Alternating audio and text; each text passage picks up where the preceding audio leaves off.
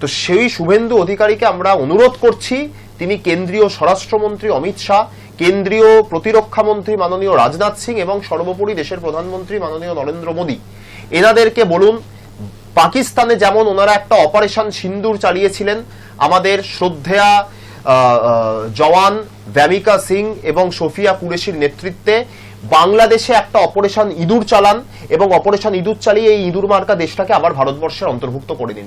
এই মুহূর্তে আর বাংলাদেশ নেই, এই মুহূর্তে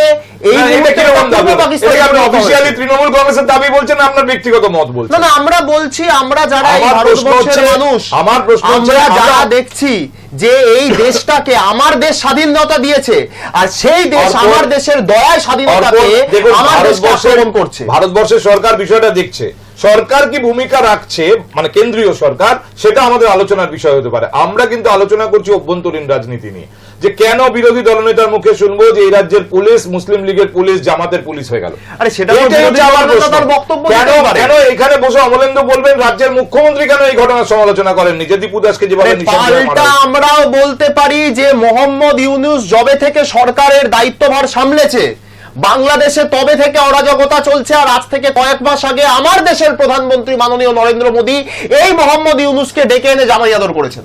আমরাও তো এই দাবি তুলতে পারি।